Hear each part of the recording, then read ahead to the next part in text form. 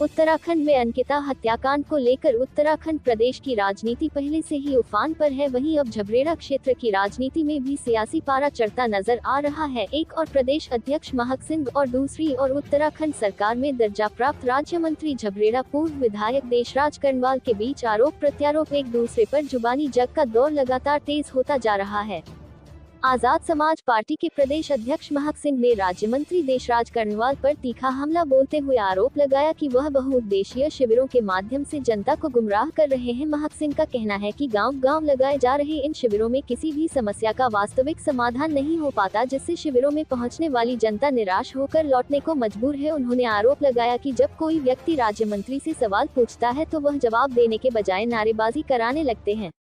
महक सिंह ने ये भी कहा कि प्रदेश सरकार की विफलताएं किसी से छिपी नहीं है। महक सिंह द्वारा सार्वजनिक डिबेट की चुनौती दिए जाने के बाद राज्य मंत्री देशराज कर्णवाल ने भी पलटवार करते हुए कड़े शब्दों में प्रतिक्रिया दी। उन्होंने महक सिंह को चुनौती देते हुए कहा कि यदि महक सिंह अपने गांव खर्च से चुनाव जीतने का दम रखते हैं तभी वह उनके सामने चुनावी मैदान में उतरे, अन्यथा चुनाव लड़ने की बात न करे। देशराज कर्णवाल ने आरोप लगाया कि पहले महक सिंह लगातार झबरेड़ा विधायक वीरेंद्र जाति पर आरोप लगाते रहे और अब सरकार द्वारा लगाए जा रहे शिविरों को लेकर देखकर बौखला गए हैं।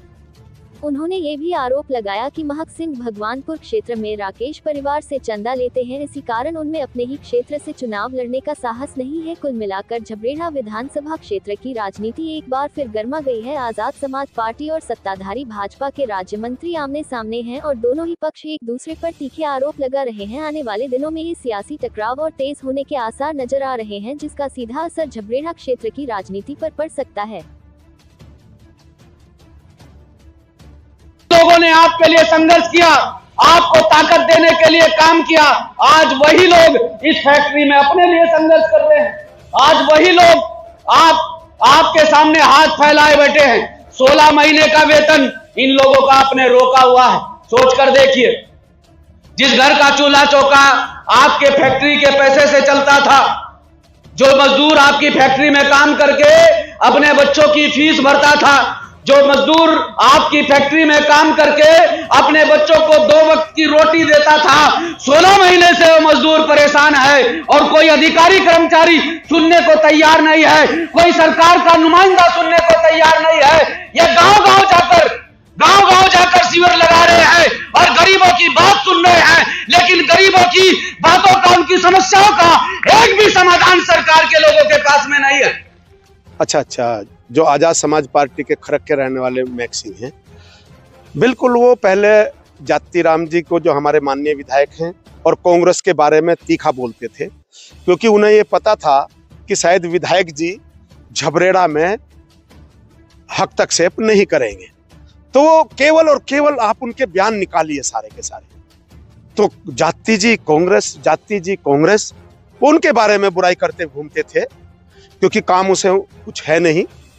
पार्टी अभी अभी उनकी वो पैदा हुई है, ठीक है ना। उसके वो प्रदेश के अध्यक्ष आप बता रहे हैं, और पहले भीम आर्मी में ये काम करता था लड़का।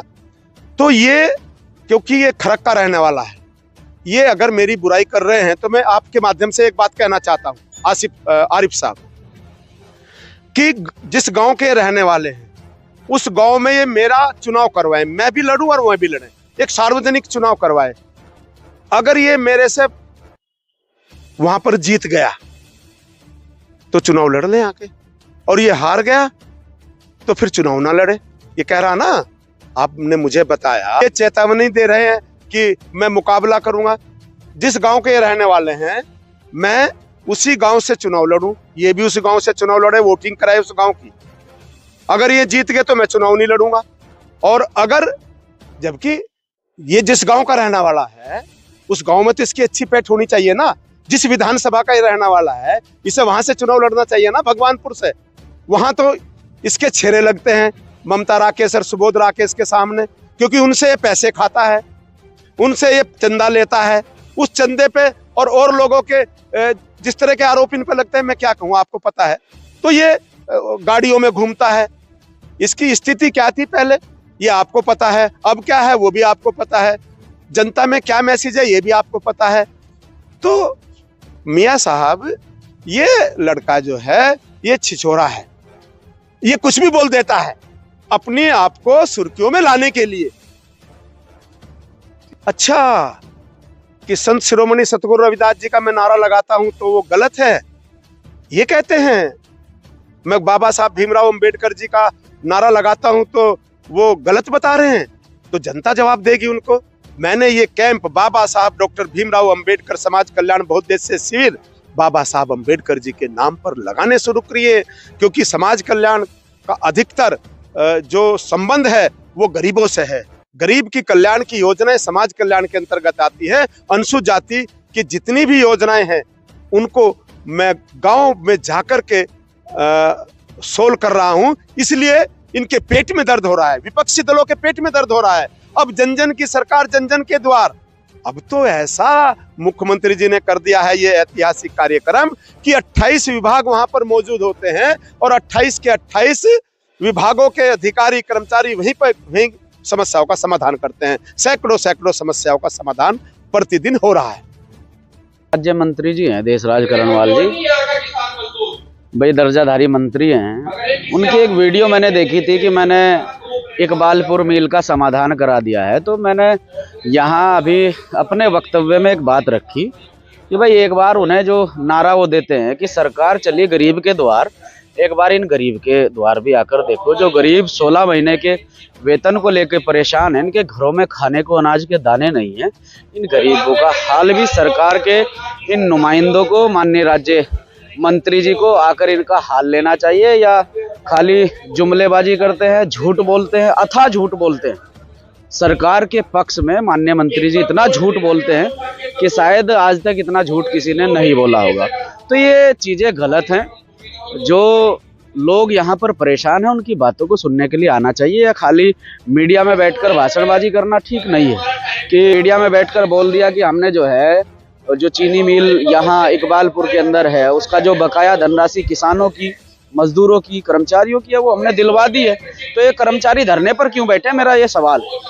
गैर जिम्मेदार बयान है, वाहियात बयान है। इस तरह की बयानबाजी से बचना चाहिए और इतना झूठ बोलना चाहिए जितना चल जाए, क्योंकि आपको क्षेत्र में जनता को जवाब भी देना है। मैंने एक वीडियो देखा था नगला कुबड़ा का, जो वीडियो मेरे पास मौजूद भी है। वो शिविर लगे हुए हैं, उसमें सवाल लोग जो है सवाल पूछ रहे हैं और सरकार के नुमाइंदे सवालों का जवाब दे रहे हैं। लेकिन जब किसी सवाल का जवाब उनके पास नहीं होता तो वो लोगों से नारेबाजी करवाकर उस व्यक्ति की आवाज़ को दफन कर देते हैं। वो वीडियो सोशल मीडिया पर मैंने देखा। देखिए, प्रदेश के हालात बद से बदतर है। मैं माननीय मुख्यमंत्री जी से कहना चाहता हूं कि यहाँ इकबालपुर जो चीनी मिल में यहाँ मजदूर परेशान हैं, 16 महीने का वेतन नहीं मिला है, इनके घरों में खाने को अनाज के दाने नहीं हैं, तो माननीय मुख्यमंत्री जी को इनकी तरफ भी देखना चाहिए। खाली अमीरों की बात करते हैं, खाली उद्योगपतियों की बात करना बेकार है, गरीबों की बात भी करनी चाहिए।